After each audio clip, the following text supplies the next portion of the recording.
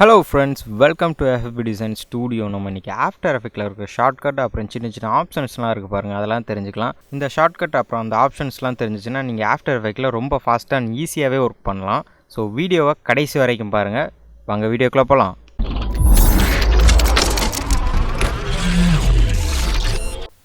First ஒரு new composition create பண்ணுவோம். அதுக்கு ஷார்ட்கட் கீ Ctrl+N. ஒரு நியூ காம்போசிஷன் க்ரியேட் பண்ணதுக்கப்புறம் நம்ம என்ன பண்ணுவோம், ஒரு சாலிட் ஒன்று க்ரியேட் பண்ணுவோம். ஸோ லேயரில் போய்ட்டு நம்ம சாலிட் க்ரியேட் பண்ணிக்கலாம். இதில் இருக்கிற ஆப்ஷன்ஸ் தான் நம்ம மோஸ்ட்லி யூஸ் பண்ணுறது. டெக்ஸ்ட்டு, சாலிடு, லைட்ஸு, இதில் உள்ள ஷார்ட்கட் தான் நம்ம யூஸ் பண்ணுவோம். ஃபஸ்ட் நம்ம ஒரு சாலிட் க்ரியேட் பண்ணுறதுக்கு Ctrl+Y. இப்போ நம்ம ஒரு கலர் கொடுத்து நம்ம வச்சிட்டோம். திரும்பவும் நம்ம சேஞ்ச் பண்ணோம்னா Shift Ctrl+Y ப்ரெஸ் பண்ணிங்கன்னா திரும்ப அதே ஆப்ஷன் வரும். இங்கே கலர் சேஞ்ச் பண்ணுறேன்னா கலர் சேஞ்ச் பண்ணிட்டு நம்ம திரும்பவும் ஓகே பண்ணிக்கலாம். இப்போ இதில் நான் ஒரு கிரேடியன்ட் ரேம்ப்பாக ஆட் பண்ணி ஒரு எஃபெக்ட் மட்டும் ஆட் பண்ணிக்கிறேன். சும்மா ஒரு பேக்ரவுண்ட் மாதிரி ப்ளூ ஆட் பண்ணிக்கலாம். ப்ளூ அண்ட் பிளாக்கில் இருக்கிற மாதிரி. இதை Ctrl+T ப்ரெஸ் பண்ணிங்கன்னா உங்களுக்கு டெக்ஸ்ட்டை ஆட் பண்ணுற மாதிரி வந்துடும். இப்போ நான் ஷார்ட்கட்டுன்னு டைப் பண்ணிக்கிறேன். இப்போ இங்கே இருக்க பாருங்க செலக்ட் டூல், அதில் வந்து கிளிக் பண்ணிக்கலாம். ஸோ அடுத்ததை நம்ம அலைன் பண்ணிக்கலாம். அதை அப்படியே அலைன் பண்ணுறதுக்கு விண்டோஸில் போய் அலைன் டூல் இருக்குது பாருங்கள், இதில் போய்ட்டு அலைன் பண்ணிக்கலாம்.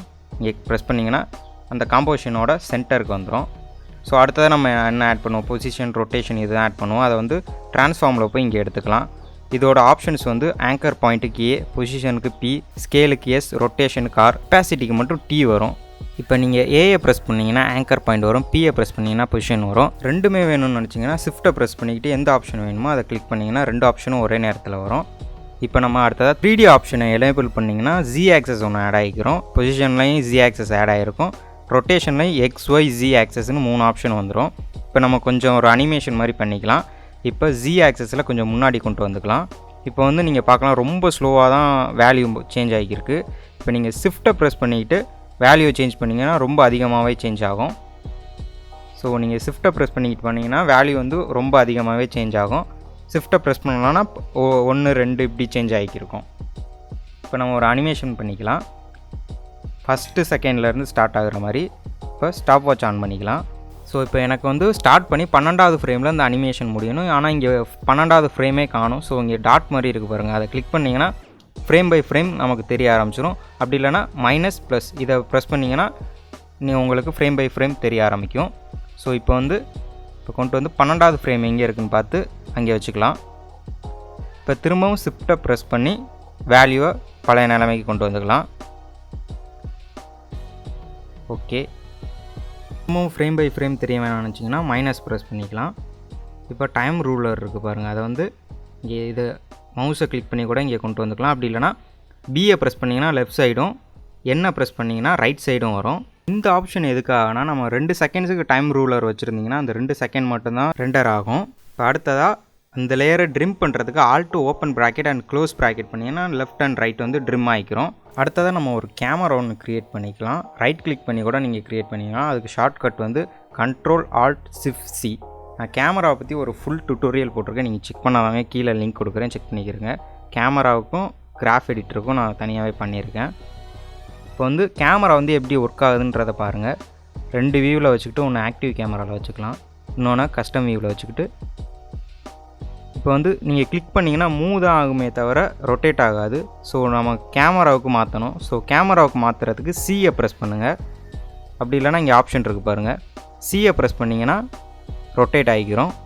அடுத்ததாக இந்த ஆப்ஷனை எனேபிள் பண்ணிங்கன்னா மோஷன் ப்ளர் ஆட் ஆகும். லேயர்ஸில் எனேபிள் பண்ணிட்டு இங்கேயும் இப்போ எனேபிள் பண்ணால் தான் மோஷன் ப்ளர் வரும். எந்தெந்த லேயர்ஸ்க்கு உங்களுக்கு மோஷன் ப்ளர் வேணுமோ அந்த லேயர்ஸ்லாம் நீங்கள் எனேபிள் பண்ணிக்கலாம். ஆல்ரெடி கீ ஃப்ரேம் பண்ண வேல்யூஸை பார்க்கணும்னா Uவை ப்ரெஸ் பண்ணிங்கன்னா அந்த வேல்யூஸ்லாம் வரும். அதுக்கப்புறம் நீங்கள் சேஞ்ச் பண்ணுறனா சேஞ்ச் பண்ணிக்கலாம் அந்த வேல்யூஸை. அடுத்ததாக ஒரு லைட் ஒன்று க்ரியேட் பண்ணலாம். Ctrl+Alt+Shift+L. ஃபஸ்ட் லெட்டர் தான் மேக்ஸிமம் எல்லா ஷார்ட்கட்டுக்கும் ஃபஸ்ட் லெட்டர்ஸ் தான் வரும். ஸோ இப்போ நம்ம கலர் சேஞ்ச் பண்ணுறோன்னா இங்கே கலர் சேஞ்ச் பண்ணிட்டு ஓகே பண்ணிக்கலாம்.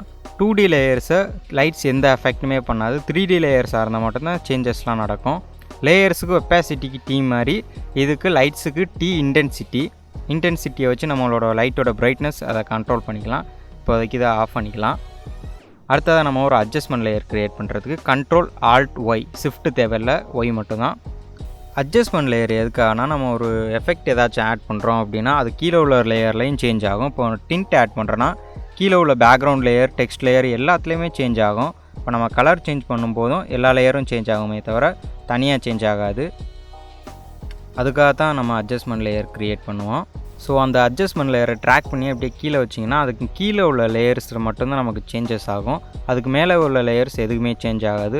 ஸோ அதுக்காக தான் நம்ம அட்ஜஸ்ட்மெண்ட் லேயர்ஸ் க்ரியேட் பண்ணுவோம். ஸோ அடுத்ததாக நம்ம பார்க்க போகிறது, நிறைய பேர் பண்ணுற தப்பு டெக்ஸ்ட் லேயர் க்ரியேட் பண்ணிவிட்டு, இப்போ நான் ஒரு டெக்ஸ்ட் லேயர் க்ரியேட் பண்ணியிருக்கேன். ஷார்ட்கட்டில் டீயை ப்ரெஸ் பண்ணிட்டு திரும்ப வியை செலக்ட் பண்ணால் செலெக்ஷன் டூலுக்கு போகாது, வீன் தான் டைப் ஆகும். ஸோ அதுக்காக கீழே டைம்லைனில் கிளிக் பண்ணிக்கலாம். அப்படி இல்லைனா இங்கே செலெக்ஷன் டூல் போய் எடுத்துக்கலாம். ரெண்டுமே பண்ணாமல் திரும்பவும் நீங்கள் அந்த காம்போசிஷனில் கிளிக் பண்ணிங்க இன்னொரு டெக்ஸ்ட் லேயர் தான் க்ரியேட் ஆகும். அடுத்ததாக பென் டூலுக்கு ஜி, அதை எடுத்துகிட்டு கீழே ஏதாச்சும் ஒரு லேயரில் செலக்ட் பண்ணிக்கிறங்க. இப்போ சும்மா ஒரு கட் பண்ணிக்கிறங்க. அப்படி கட் பண்ணும்போது அந்த லேயர்ஸை தான் கட் பண்ணுமே, அது மாஸ்க்கு தான் க்ரியேட் ஆகுமே தவிர அதை சுற்றி எந்த ஒரு ஷேப் லேயருமே க்ரியேட் ஆகாது. இப்போ டெலீட் பண்ணிக்கலாம் மாஸ்க்கை. இப்போ நமக்கு ஏதாச்சும் ஷேப் லேயர் வேணும்னு நினச்சிங்கன்னா கீழே எந்த லேயர்லையுமே செலக்ட் ஆகிருக்கக்கூடாது. அப்போல ஒரு ரெக்டாங்குலரோ ஒரு ஸ்கொயரோ நீங்கள் க்ரியேட் பண்ணிங்கன்னா அது ஒரு ஷேப் லேயராக தான் க்ரியேட் ஆகும். இப்போ ஸ்ட்ரோக் மட்டும் வச்சுக்கலாம், ஃபில் ஆஃப் பண்ணிக்கலாம். பார்த்தீங்கன்னா நமக்கு வரும். ஸோ இப்போ அடுத்ததாக நம்ம வந்து இந்த ஆப்ஷன் எதுக்கு இருக்குது அப்படின்றத நான் சொல்கிறேன். ஒரு அட்ஜஸ்ட்மெண்ட் லேயரில் இந்த ஆப்ஷன் இல்லைனா அது வெறும் சாலிடு தான். இதை எனேபிள் பண்ணால் மட்டும்தான் அது ஒரு அட்ஜஸ்ட்மெண்ட் லேயராக மாறும். ஒரு சாலிடாக கூட நீங்கள் அட்ஜஸ்ட்மெண்ட் லேயராக மாற்றணும்னா இந்த ஆப்ஷனை வச்சு நீங்கள் அட்ஜஸ்ட்மெண்ட் லேயராக சேஞ்ச் பண்ணிக்கலாம். இதுக்காக தான் இந்த ஆப்ஷன். அடுத்ததாக நீங்கள் நிறைய டெக்ஸ்ட் லேயர் க்ரியேட் பண்ணிட்டீங்க, அதெல்லாம் ஹைட் பண்ணணும்னு நினச்சிங்கன்னா இந்த ஆப்ஷனை எனேபிள் பண்ணிட்டு இங்கே ஒரு ஆப்ஷன் இருக்குது பாருங்கள், ஷை அப்படின்னு. அதை நீங்கள் கிளிக் பண்ணிங்கன்னா எல்லா லேயரும் ஹைட் ஆயிரும். இப்போ நீங்கள் அதை டிசேபிள் பண்ணணுன்னா இங்கே கிளிக் பண்ணிட்டு திரும்ப எல்லாத்தையும் எடுத்துருங்க. திரும்ப பழைய மாதிரி வந்துடும். ஸோ இது வந்து நிறையா இதுக்கு யூஸ் பண்ணுவாங்க, ஏதாச்சும் மறைக்கணும் அப்படின்னா. இப்போ எல்லா லேயரையும் செலக்ட் பண்ணிட்டு Ctrl+Shift+C பண்ணிங்கன்னா ப்ரீ கம்போஸ். இப்போ நம்ம நிறைய டுட்டோரியலில் ப்ரீ கம்போஸ் பண்ணுறது யூஸ் பண்ணுவோம். ப்ரீ கம்போஷன் எதுக்கு பண்ணுறோம்னா இன்னொரு நியூ காம்போஷன் க்ரியேட் பண்ணுற மாதிரி. இங்கே ப்ரீ கம்போஷனில் 2 இருக்கிறத நீங்கள் பார்த்துக்கலாம், leave all attribution, move all attribution.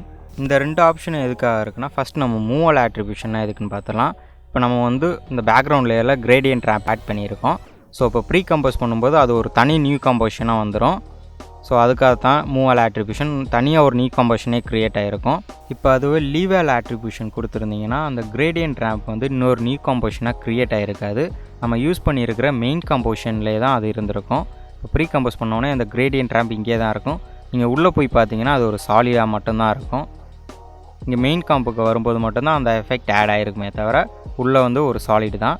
இப்போ வந்து இந்த கீயை ப்ரெஸ் பண்ணிங்கன்னா உங்களுக்கு ஃபுல் விண்டோ கிடைக்கும். அது வந்து இந்த காம்போசிஷன் மட்டும் இல்லை, நீங்கள் எஃபெக்ட்ஸ் டைம்லைன் எதில் வச்சாலும் நீங்கள் வந்து வியூவில் வரலாம்.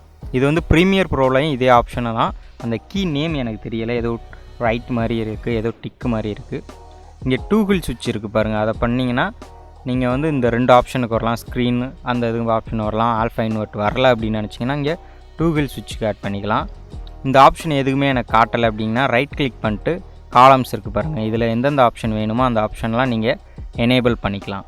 அடுத்ததாக இந்த ஆப்ஷன் எதுக்கு இருக்குன்னா, டூகுள் டிரான்ஸ்பரன்சி கிரிட்னா நமக்கு வந்து டிரான்ஸ்பரன்சியாக காட்டும். நம்ம டெக்ஸ்ட் லேயர் க்ரியேட் பண்ணியிருக்கோம் அப்படின்னா அதை டிரான்ஸ்பரன்சியாக காட்டும். இப்போ பிஜி ஆஃப் பண்ணிட்டு இதை எனேபிள் பண்ணிங்கன்னா பின்னாடி டிரான்ஸ்பரன்சியாக காட்டும். ஸோ அதுக்காக தான் இது நம்ம யூஸ் பண்ணுறோம். அடுத்தது அந்த டைம் ரூலரில் ரைட் கிளிக் பண்ணிட்டு நம்ம 3 செகண்ட் வேணும்னா அந்த 3 செகண்டுக்கு மட்டும் ஃபுல் காம்போசிஷனும் ட்ரிம் ஆகிருக்கும். ஸோ அதுக்காக தான் இது. தென் ஃபைனலாக நம்ம ரெண்டர் பண்ணுறதுக்கு வந்துடலாம். Ctrl+M ப்ரெஸ் பண்ணிங்கன்னா ரெண்டர் ஆப்ஷனுக்கு வந்திருக்கும். ரெண்டர் பண்ணும்போது நிறையா பிகினர்ஸ் பண்ணுற தப்பையும் நான் சொல்கிறேன். குவாலிட்டி எல்லாமே இதெல்லாம் கரெக்டாக இருக்கட்டும், இது அப்படியே இருக்கட்டும், நீங்கள் ஒன்றும் சேஞ்ச் பண்ண வேணாம். நீங்கள் குவாலிட்டி கம்மியாக வேணும்னா இதில் சேஞ்ச் பண்ணிங்க. லூஸ்லெஸில் போயிட்டு AVI ஃபார்மேட்டில் நீங்கள் ரெண்டர் பண்ணுவாங்க. பிகினர்ஸ் நிறைய பேர் அப்படி தான் ரெண்டர் பண்ணுவாங்க. இப்படி ரெண்டர் பண்ணிங்கன்னா உங்களோட 4 நிமிஷம் வீடியோ வந்து 10 GB ஃபைல் சைஸ் காட்டும். ஸோ அதனால் குயிக் டைமில் வச்சுக்கிறோங்க. குயிக் டைம்னு தனியாக ஒரு பிளேயர் இருக்குது, அதை வந்து நீங்கள் இன்ஸ்டால் பண்ணிக்கிறங்க. அப்படி பண்ணும்போது ஒரு 10 GB வந்து ஒரு 1 GB அப்படி கொடுக்கும். இந்த வீடியோ பிடிச்சிருந்துச்சுன்னா லைக் பண்ணி கமெண்ட் பண்ணி ஷேர் பண்ணிடுங்க. ஸோ தேங்க்ஸ் ஃபார் வாட்சிங்.